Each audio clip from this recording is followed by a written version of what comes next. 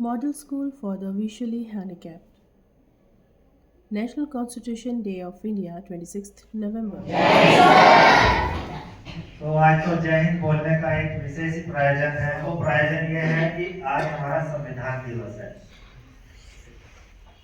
आज के दिन पूरे भारतवर्ष में संविधान दिवस मनाया जा रहा है, क्योंकि 26/11 को ही वो शुभ दिन है जब हम अपने देश में संविधान दिवस मनाते हैं। 26 जनवरी का दिन हम सब के लिए बहुत महत्वपूर्ण है, क्योंकि 26 जनवरी को हमारा संविधान लागू किया गया था। क्लियर है ना सबको?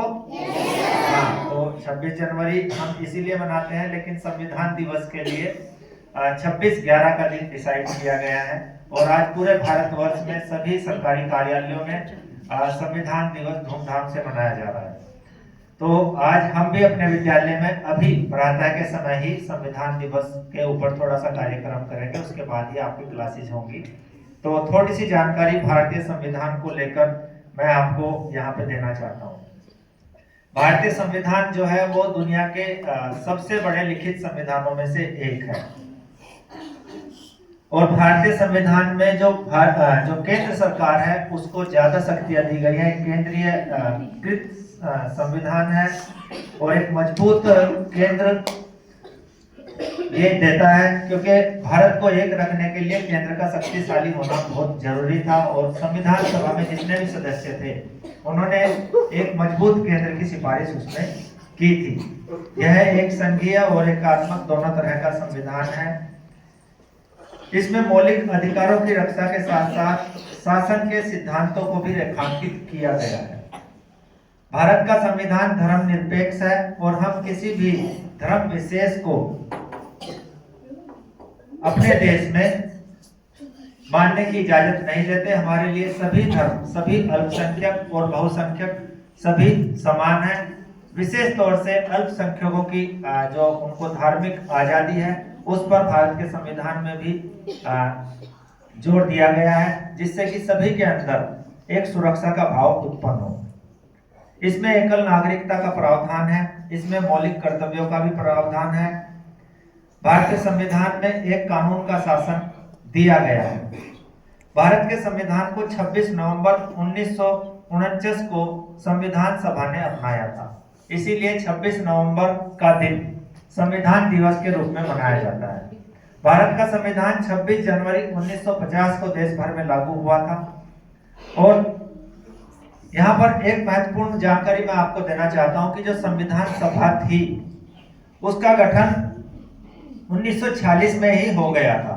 यानी कि भारतीय संविधान को बनाने की जिम्मेदारी भारतीय नेताओं को 1946 में ही दे दी गई थी। और कैबिनेट मिशन ने 1946 में संविधान सभा का गठन किया था। भारतीय संविधान सभा के जो अध्यक्ष थे वो डॉक्टर राजेंद्र प्रसाद थे। संविधान को तैयार करने में डॉक्टर भीमराव अंबेडकर की अध्यक्षता में एक प्रारूप समिति का गठन भी किया गया था, क्योंकि डॉक्टर भीमराव अंबेडकर प्रारूप समिति के अध्यक्ष थे। संविधान को तैयार करने में 2 वर्ष 11 महीने और 18 दिन का समय लगा था। संविधान को लागू करने के समय इसमें 22 भाग, 395 अनुच्छेद और 8 अनुसूचियां थी। वर्तमान में संविधान में 25 भाग, 448 अनुच्छेद और 12 अनुसूचियां हैं। संविधान को लागू करने के बाद भारत एक संप्रभु गणराज्य बना। भारत का संविधान विश्व के किसी भी गणतांत्रिक देश का सबसे लंबा लिखित संविधान है। भारत के संविधान का मूल आधार भारत सरकार अधिनियम, जो कि ब्रिटिश गवर्नमेंट के समय में पास किया गया था 1935 में, उसको माना जाता है। भारतीय संविधान के निर्माण में, जैसा कि मैंने अभी बताया, बाबा साहब डॉक्टर भीमराव अंबेडकर का बहुत ही महत्वपूर्ण योगदान था। और बाबा साहब भीमराव अंबेडकर जी भारतीय संविधान की प्रारूप समिति के अध्यक्ष थे। संविधान सभा के अध्यक्ष कौन थे बच्चों? Very good. Doctor Rajendra Prasad संविधान सभा के अध्यक्ष थे। और संविधान की प्रारूप समिति के अध्यक्ष कौन थे? Very good. Doctor Bhimrao Ambedkar संविधान की प्रारूप समिति के अध्यक्ष थे। और इनका भारतीय संविधान के निर्माण में बहुत ही महत्वपूर्ण योगदान रहा है। उन्होंने संविधान का प्रारूप तैयार किया, उन्होंने संविधान पर उठाए गए सवालों के जवाब भी दिए, क्योंकि संविधान सभा में विभिन्न मुद्दों पर सवाल भी उठाए जा रहे थे, तो उनका एक कानूनी जवाब देना भी जरूरी था, जिससे कि सर्वसम्मति से एक ऐसा संविधान तैयार किया जा सके जो देश का भविष्य निर्धारित करे। संविधान सभा के सुझावों के मुताबिक संविधान में बदलाव भी इन्हीं की समिति के द्वारा किए गए। उन्होंने संविधान सभा की चर्चाओं का नेतृत्व भी किया। अल्पसंख्यकों के अधिकारों से जुड़े अनुच्छेदों पर बहस में उन्होंने अपना नजरिया भी रखा। संविधान की सांप्रदायिक जिम्मेदारी भी मुख्य रूप से डॉक्टर भीमराव अंबेडकर ने ही संभाली थी। यहाँ पे मैं आपको एक और महत्वपूर्ण जानकारी देना चाहता हूँ कि भारतीय संविधान सबसे पहले हाथों से लिखा गया था, पेन से लिखा गया था। भारतीय संविधान को प्रेम बिहारी नारायण रायजादा ने हाथ से लिखा था और इसके लिए इन्होंने कोई शुल्क भी नहीं लिया था। उन्होंने इसे इटैलिक शैली में लिखा था। प्रेम बिहारी ने इसे लिखने के लिए किसी भी तरह का कोई भी शुल्क नहीं लिया था और इसके बदले वे हर पन्ने पर अपना नाम लिखने की उन्होंने अनुमति मांगी थी। बहुत सुंदर हैंडराइटिंग में भारतीय संविधान, हस्तलिखित संविधान शुरू में लिखा गया था। उन्होंने संविधान को लिखने के लिए 6 महीने तक अपनी डेस्क पर रहकर संविधान को लिखा। उन्होंने अंग्रेजी कैलीग्राफी के लिए नंबर 303 की पेन और हिंदी कैलीग्राफी के लिए बर्मिंघम हिंदू डिप पेन निब का इस्तेमाल किया। यानी कि ये पूरी तरह से संविधान जो था वो हस्तलिखित था और प्रधानमंत्री, उस समय के तत्कालीन प्रधानमंत्री पंडित जवाहरलाल नेहरू ने ही प्रेम बिहारी रायजादा से भारतीय संविधान को लिखने की गुजारिश की थी। तो उसके बाद आपको पता है कि भारतीय संविधान की प्रिंटिंग कहां पे हुई?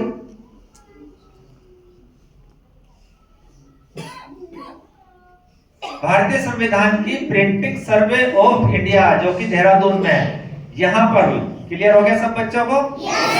Very good. Survey of India की प्रेस में पहली छपी मूल प्रति देहरादून में ये छपी थी और उस दौरान संविधान की 1000 प्रतियां छपी थी। कहां पे? सर्वे ऑफ इंडिया की प्रेस में। आज भी देहरादून के सर्वे ऑफ इंडिया के म्यूजियम में संविधान की एक कॉपी जो उस समय छपी थी वो रखी है।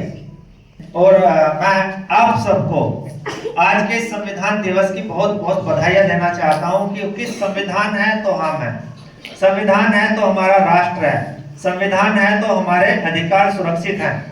अगर संविधान नहीं होगा तो कोई भी इस देश में फिर से तानाशाही कर सकता है। तो वो संविधान ही है जिसके आधार पर आज हम अपने अधिकारों का प्रयोग कर पा रहे हैं। तो एक बार फिर से उन सब विद्वानों को हम नमन करेंगे जिन्होंने संविधान के निर्माण में अपनी महत्वपूर्ण भूमिका निभाई। और इसके साथ साथ मैं आग्रह करना चाहता हूं, कोई भी बच्चा और अध्यापक यदि संविधान के ऊपर कोई भी कुछ भी पंक्तियां कहना चाहे तो उनका सादर यहाँ पे स्वागत है। बहुत बहुत धन्यवाद।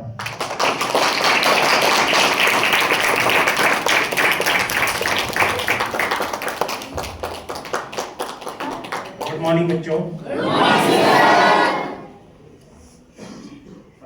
आदरणीय प्रधानाचार्य और मेरे साथी और प्यारे बच्चे,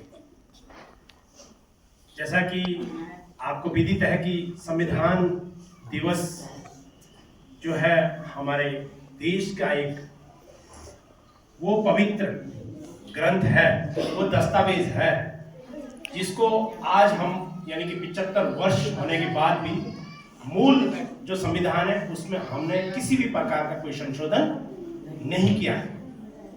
तो पहले मैं उन सबको नमन करता हूं जिन्होंने संविधान को लिखने में अपनी भूमिका निभाई और आज इतना विश्व का सबसे बड़ा संविधान, एक लिखित संविधान हमको दिया। ये हमारे लिए गौरव की बात है।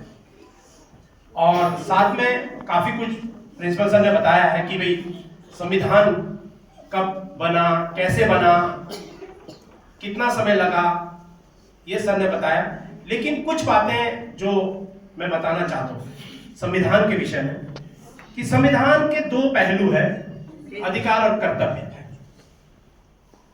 अगर हमने इन दोनों को अच्छे से समझा तो निश्चित रूप से ये संविधान की जो गरिमा है और जिस उद्देश्य से उन संविधान निर्माताओं ने इसको बनाया, उनके लिए वही सच्ची श्रद्धांजलि भी होगी।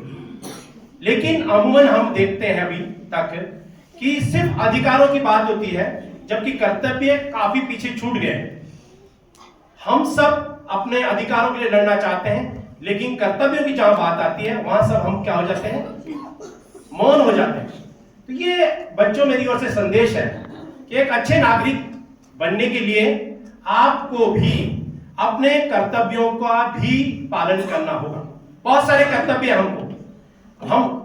अगर हम अपने कर्तव्यों का निर्वाह करेंगे, निश्चित रूप से हम एक अच्छे नागरिक बनेंगे और देश प्रगति करेगा।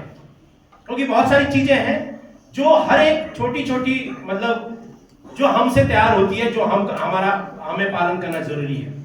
तो ये ज्यादा ना कहकर संविधान को मैं यही कहूंगा कि जो हमारे कर्तव्य है और यही सब चीजें हैं। आप संविधान हमें यही सिखाता कि जो हमें समय से आना है, हमारे क्या कर्तव्य हैं। बहुत सारी चीजें हैं जो हम नहीं मानते हैं कि नहीं ये ऐसा नहीं हो सकता, लेकिन संविधान सभी के लिए है, सभी बंधे हुए भी है। संविधान से कोई भी बाहर नहीं है और संविधान में हमको कुछ मूल अधिकार दिए हैं, उनका भी आप पालन करेंगे, उनका उपयोग भी करेंगे, हमारी ताकत भी है। अगर आज भीमराव अम्बेडकर जी को अगर याद कर रहे हैं तो सबसे बड़ा उसमें यही बात है कि उन्होंने जो अधिकार दिए हमें, वो हमारे ताकत दिए हैं। तो इसलिए उनको भी नमन करता हूँ और थैंक यू। जय हिंद, जय भारत।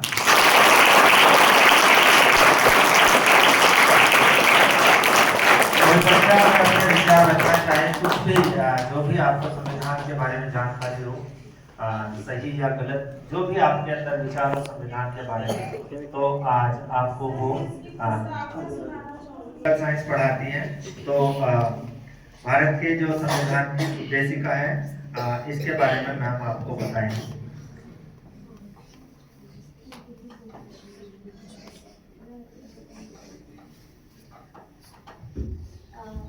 बच्चों, जैसे कि आपको पता है संविधान दिवस है। हम पॉलिटिकल साइंस में क्या नागरिक शास्त्र में छठी कक्षा से इसके बारे में पढ़ते आ रहे हैं। ये बात अलग है कि कक्षा 11-12 में हम इसको राजनीतिक विज्ञान बोल देते हैं। तो नागरिक शास्त्र और राजनीतिक विज्ञान कक्षा 11 से कक्षा 12 तक हम इसके बारे में पढ़ते आ रहे हैं। लेकिन भारत के संविधान की उद्देशिका या प्रस्तावना हम सबने पढ़ी है। हमारे पुस्तक के आखिर में ये प्रस्तावना या प्रथम पृष्ठ पे ये प्रस्तावना दी जाती है, ठीक है। क्योंकि अभी हम इसकी शपथ भी लेने वाले हैं, जैसा कि सर ने मुझे बताया।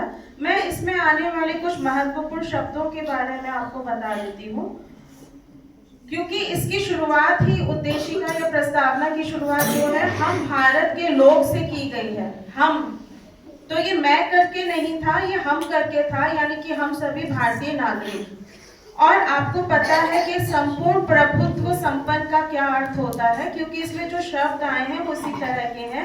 संपूर्ण प्रभुत्व संपन्न, समाजवादी, पंथ निरपेक्ष, लोकतंत्रात्मक गणराज्य।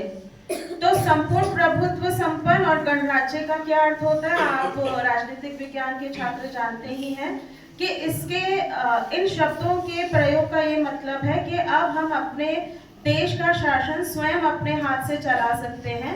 हमारे ऊपर कोई बाहरी शक्ति या बाहरी ताकत हमारे देश का शासन नहीं चलाएगी। तो इसका ये अर्थ आप समझते हैं। पंथ निरपेक्ष और लोकतंत्रात्मक, यानी जैसा कि सर ने बताया था, हमारे देश का कोई विशेष धर्म नहीं है। हम सभी धर्मों के प्रति समभाव रखते हैं। और साथ में लोकतंत्र का भी आप, जैसा कि मैं अपने बच्चों को भी पढ़ाती हूँ, अब्राहम लिंकन की परिभाषा हम लोकतंत्र के लिए बोलते हैं। क्या बोलते हैं मेरे बच्चे बताएंगे मुझे इस समय, क्लास 12th, 11th, 9th के बच्चे। To the people, by the people. Very good. मतलब हम बोलते हैं लोकतंत्र क्या है, लोगों का, लोगों के लिए और लोगों का शासन। ये अब्राहम लिंकन की परिभाषा के अनुसार है, लेकिन ये परिभाषा हमारे देश पर भी बिल्कुल सटीक बैठती है। जैसे कि हम जानते हैं भारत एक लोकतंत्रात्मक देश है। हम अमेरिका को भी देखते हैं जहाँ पर लोकतंत्र है, लेकिन साथ में पूंजीवाद भी है। हमारे देश पे लोक कल्याणकारी कार्यों पे ज्यादा जोर दिया गया और लोकतंत्र इसीलिए हमारे देश में अभी तक जिंदा भी है। इसके बाद कुछ शब्द जैसे हम देखते हैं, न्याय है, स्वतंत्रता है, समानता है, इन शब्दों का प्रयोग किया गया है। राष्ट्र की एकता और अखंडता का प्रयोग किया गया है। बंधुता को बढ़ाने की बात की गई है, जो हमने फ्रांस के संविधान से लिए हैं। आप लोग ये भी जानते हैं कि भारत का संविधान जो था, उसमें हमने महत्वपूर्ण जो बातें हैं वो कुछ फ्रांस से ली हैं, कुछ अमेरिका से ली हैं, कुछ आयरलैंड से ली हैं, कुछ जर्मनी से ली हैं, कुछ हमारी अपनी है। तो जहाँ बंधुता की बात आती है वो हमने फ्रांस से लिया है, यानी भाईचारे को बढ़ाने की बात। तो क्योंकि हमारा लोकतंत्रात्मक गणराज्य है तो हम भाईचारे की बात करते हैं। साथ ही क्योंकि हमारे देश में कोई एक विशेष धर्म ना होकर कई धर्मों के लोग जो हैं वो भारत में रहते हैं, और सभी के साथ हमारा जो व्यवहार है वो समानता का होना चाहिए, ऐसा संविधान कहता है। लेकिन आज हम सुरक्षित हैं भारतीय संविधान की वजह से, क्योंकि संसद इस संविधान में वक्त के अनुसार, समय अनुसार, परिस्थिति अनुसार संशोधन भी करती रहती है भारतीय संसद, क्योंकि हमारे संविधान निर्माता बहुत ही दूरदर्शी थे। और आज हम देखें, हमारी स्वतंत्रता को लगभग 76 से 77 साल का समय हो चुका है, और आप देखेंगे कि वो बहुत कामयाबी से संविधान हमारे देश में लागू है। धन्यवाद।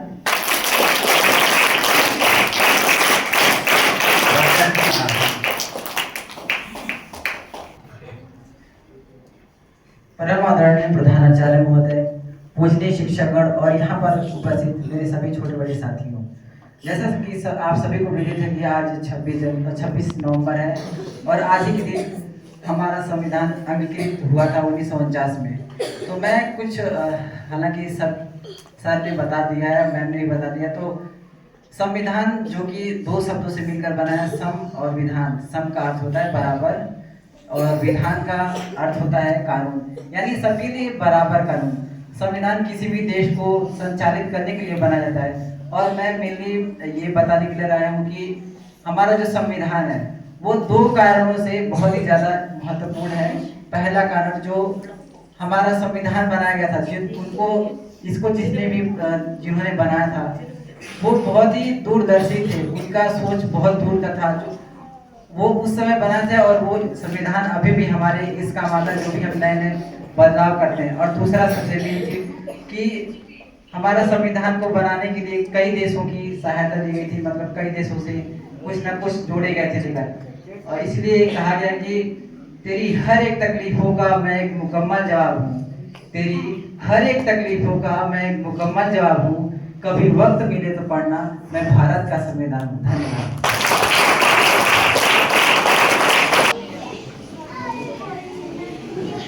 अपना दाहिना हाथ संविधान की शपथ के लिए आप आगे करेंगे और मैं शपथ लूंगा, और यहाँ पे आप सबको इस शपथ को बोलना है। तैयार हैं आप सब? हम भारत के लोग भारत को एक संपूर्ण प्रभुत्व संपन्न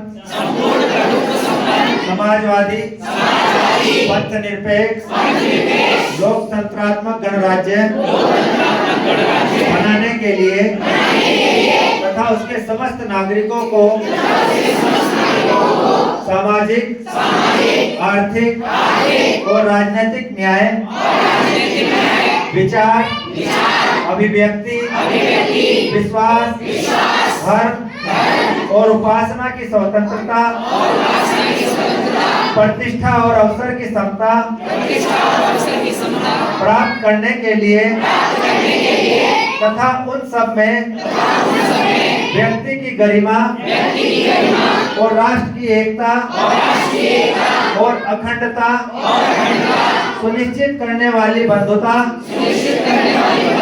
बढ़ाने के लिए दृढ़ संकल्प होकर अपनी इस संविधान सभा में आज तारीख 26 नवंबर 1949 को एतद द्वारा इस संविधान को अंगीकृत, अधिनियमित और आत्मार्पित करते हैं। जय Hind. Thanks for watching. Like, share and subscribe.